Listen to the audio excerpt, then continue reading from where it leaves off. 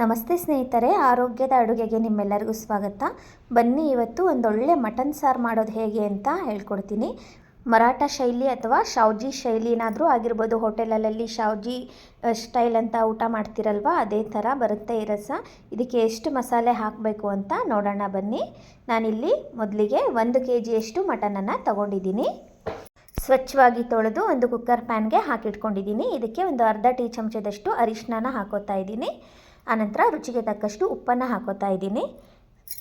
ಸಾರು ಮಾಡಿದಾಗ ಉಪ್ಪು ಸ್ವಲ್ಪ ಕಡಿಮೆ ಇದ್ದರೆ ಅವಾಗ ನೋಡಿ ಮತ್ತೆ ಹಾಕೊಳ್ಳೋಣ.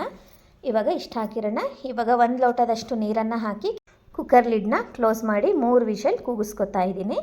ವಿಷಲ್ ಕೂಗೋ ತನಕ ಮಸಾಲೆ ನೋಡ್ಕೊಬರೋಣ ಬನ್ನಿ. ಇಲ್ಲಿ 4 ರಿಂದ 5 ಜವಾರಿ ಬೆಳ್ಳುಳ್ಳಿನ ತೊಗೊಂಡಿದ್ದೀನಿ. ಜವಾರಿ ಬೆಳ್ಳುಳ್ಳಿ ಇಲ್ಲ ಅಂದರೆ 1 ಫಾರ್ಮ್ ಬೆಳ್ಳುಳ್ಳಿ ಪೂರ್ತಿ ಗೆಡ್ಡೆನ ತೊಗೊಳ್ಳಿ. 2 ಇಂಚಷ್ಟು ಶುಂಠಿನ ತೊಗೊಂಡಿದ್ದೀನಿ. 1 ದೊಡ್ಡ ಹಿಡಿಯಷ್ಟು ಕೊತ್ತಂಬರಿ ಸೊಪ್ಪನ್ನು ತೊಗೊಂಡಿದ್ದೀನಿ. ಮಧ್ಯಮ ಗಾತ್ರದ 1 ತೆಂಗಿನಕಾಯಲ್ಲಿ ಅರ್ಧ ಬಟ್ಲು ತೊಗೊಂಡಿದ್ದೀನಿ. ಅರ್ಧದಲ್ಲಿ ಅರ್ಧದಷ್ಟು ಒಣ ಕೊಬ್ಬರಿನ ತೊಗೊಂಡಿದ್ದೀನಿ. ಅರ್ಧ ಬಟ್ಲಲ್ಲಿ ಅರ್ಧ ಅಂದರೆ 1/4 ಭಾಗ. 1 ಟೊಮೆಟೊ ಹಾಗೆ 1.5 ಈರುಳ್ಳಿನ ತೊಗೊಂಡಿದ್ದೀನಿ. ಈರುಳ್ಳಿ ದೊಡ್ಡದಾಗಿದ್ದರೆ 1 ತೊಗೊಳ್ಳಿ. 8 ಲವಂಗ, 1 ಏಲಕ್ಕಿ ಹಾಗೆ 2 ಇಂಚಷ್ಟು ಚಕ್ಕೆನ ತೊಗೊಂಡಿದ್ದೀನಿ. ಈರುಳ್ಳಿ ಮತ್ತು ಟೊಮೆಟೊನ ಚೆನ್ನಾಗಿ ಹುರ್ಕೋಬೇಕು. ಈಗ ಒಂದು ಬಾಣಲೆ ಇಟ್ಕೊಂಡು ಮೊದಲಿಗೆ ನಾನು ಈರುಳ್ಳಿನ ಹಾಕೋತಾ ಇದ್ದೀನಿ. ಈರುಳ್ಳಿ ಹಾಕ್ಕೊಂಡು ಚೆನ್ನಾಗಿ ಹುರಿಬೇಕು. ಫಸ್ಟ್ ಒಂದು 30 ಸೆಕೆಂಡ್ ಹಾಗೆ ಹುರಿರಿ. ಆನಂತರ 1 ಟೀ ಚಮಚದಷ್ಟು ಎಣ್ಣೆ ಹಾಕಿ ಚೆನ್ನಾಗಿ ಕೆಂಪಗಾಗೋವರೆಗೂ ಈರುಳ್ಳಿನ ಸಣ್ಣ ಉರಿ ಹಿಡ್ಕೊಂಡು ಹುರಿತಾನೆ ಇರಬೇಕು. ಕೈ ಬಿಡಬೇಡಿ. ಕೈ ಬಿಡದೇನೆ ಚೆನ್ನಾಗಿ ಹುರಿಬೇಕು. ನೋಡಿ ಈ ಥರ ಆಗಬೇಕು. ಈರುಳ್ಳಿ ಕೆಂಪಗೆ ಮೆತ್ತಗೆ ಆಗಬೇಕು. ಅಲ್ಲಿ ತನಕ ಹುರಿಬೇಕು. ಈರುಳ್ಳಿ ಹುರಿದಾಗಿದೆ, ತೆಗಿತಾ ಇದ್ದೀನಿ ಇವಾಗ. ಈ ಥರ ಹುರಿದು ಮಾಡಿದ್ರೇ ಸಾರು ಒಂದು ಒಳ್ಳೆ ಘಮ ಬರುತ್ತೆ, ಒಳ್ಳೆ ರುಚಿ ಇರುತ್ತೆ. ಆನಂತರ ಟೊಮೆಟೊನ ಹಾಕ್ತಾ ಇದ್ದೀನಿ.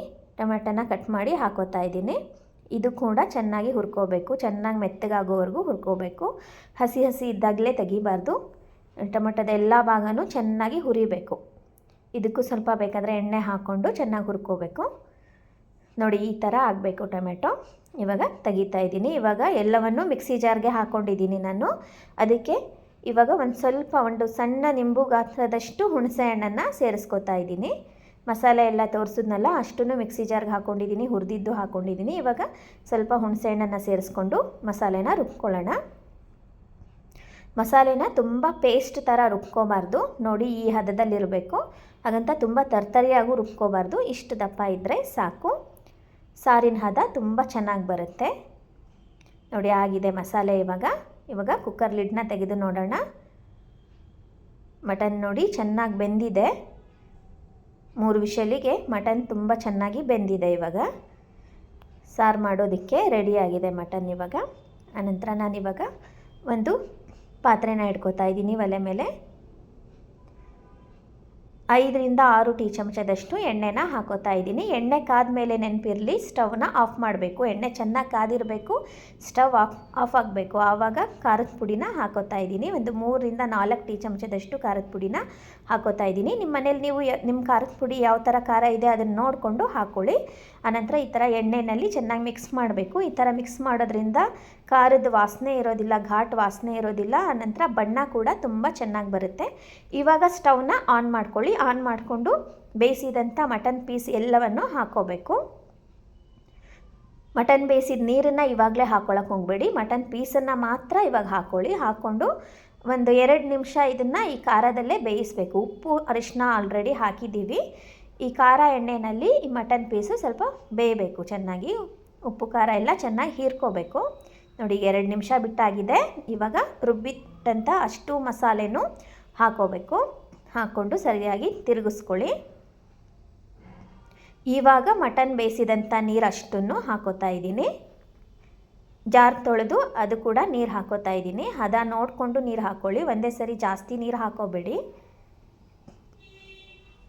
ಗಟ್ಟಿ ಬೇಕು ಅಂದರೆ, ತುಂಬ ಗಟ್ಟಿ ಬೇಕು ಅಂದರೆ ಇಷ್ಟಿರಲಿ. ಇನ್ನೂ ಸ್ವಲ್ಪ ತೆಳ್ಳಗೆ ಬೇಕು ಅಂದರೆ ಇನ್ನೂ 1 ಲೋಟದಷ್ಟು ನೀರನ್ನು ಹಾಕ್ಕೊಳ್ಳಿ. ನಾನಿಲ್ಲಿ ಇನ್ನೊಂದು ಲೋಟದಷ್ಟು ನೀರನ್ನು ಹಾಕ್ಕೊಂಡಿದ್ದೀನಿ ನೋಡಿ. ಈಗ ಸರಿಯಾಗಿ ಮಿಕ್ಸ್ ಮಾಡ್ಕೊಳ್ಳಿ. ಕುದಿ ಬರೋವರೆಗೂ ಉರಿ ಜೋರಿರಲಿ, ಅಂದರೆ ಹೈ ಫ್ಲೇಮ್ ಇರಲಿ. ಕುದಿ ಬರುವಾಗ ಫ್ಲೇಮ್ನ ಸಣ್ಣ ಮಾಡಿ, ಅಂದರೆ ಉರಿನ ಸಣ್ಣ ಮಾಡ್ಕೊಳ್ಳಿ. ಸಣ್ಣ ಉರಿನಲ್ಲಿ ಕುದಿಸ್ಬೇಕು ಈ ಸಾರನ್ನ. ಆವಾಗ ಒಳ್ಳೆ ಬಣ್ಣ ಕೂಡ ಬರುತ್ತೆ. ಇವಾಗ ನೋಡಿ ಕುದಿ ಬರ್ತಾ ಇದೆ. ನಾನಿವಾಗ ಈ ಥರ ಸೌಟನ್ನು ಅಡ್ಡ ಇಟ್ಬಿಟ್ಟು ಸ್ವಲ್ಪ ಗ್ಯಾಪ್ ಬಿಟ್ಬಿಟ್ಟು ಒಂದು ಪ್ಲೇಟನ್ನು ಮುಚ್ತಾ ಇದ್ದೀನಿ. ಒಂದು 15 ನಿಮಿಷಗಳ ಕಾಲ ಇದನ್ನು ಸಣ್ಣ ಉರಿನಲ್ಲಿ ಕುದಿಸ್ಕೊಂಡಿದ್ದೀನಿ. ನೋಡಿ ಎಣ್ಣೆ ಎಲ್ಲ ಯಾವ ಥರ ಬಿಟ್ಕೊಂಡು ಒಳ್ಳೆ ಬಣ್ಣ ಬಂದಿದೆ. ಇವಾಗ ಮಟನ್ ಸಾರು ರೆಡಿಯಾಗಿದೆ ಕಂಪ್ಲೀಟಾಗಿ. ತುಂಬ ರುಚಿಯಾಗಿರುತ್ತೆ. ಈ ಶೈಲಿಯಲ್ಲಿ ನೀವು ಒಂದು ಸಾರಿ ಪ್ರಯತ್ನ ಮಾಡಿದ್ರೆ ಯಾವಾಗಲೂ ಇದೇ ಥರ ಮಾಡ್ತೀರಾ. ಅಕ್ಕಿ ರೊಟ್ಟಿ ಜೊತೆಗೆ, ಜೋಳದ ರೊಟ್ಟಿ ಜೊತೆಗೆ ತುಂಬ ಚೆನ್ನಾಗಿರುತ್ತೆ. ನಾನಿಲ್ಲಿ ಜೋಳದ ರೊಟ್ಟಿ ಜೊತೆಗೆ ಬಡಿಸ್ತಾ ಇದ್ದೀನಿ ನೋಡಿ. ನೀವು ಈ ವಿಧಾನದಲ್ಲಿ ಒಂದು ಸಾರಿ ಪ್ರಯತ್ನ ಮಾಡಿ ರುಚಿ ಹೇಗೆ ಬಂತು ಅಂತ ಕಮೆಂಟ್ಸ್ ಮಾಡಿ ಹೇಳೋದನ್ನು ಮಾತ್ರ ಮರಿಬೇಡಿ. ಇದೇ ಥರದ ಆರೋಗ್ಯಕರ ಅಡುಗೆಗಳಿಗಾಗಿ ನಮ್ಮ ಚಾನಲನ್ನು ಸಬ್ಸ್ಕ್ರೈಬ್ ಮಾಡಿ. ಮತ್ತು ನಿಮಗೆ ಯಾವ ಥರ ಅಡುಗೆ ಬೇಕು ಅನ್ನೋದನ್ನು ಕಮೆಂಟ್ಸ್ ಬಾಕ್ಸಲ್ಲಿ ತಿಳಿಸಿ.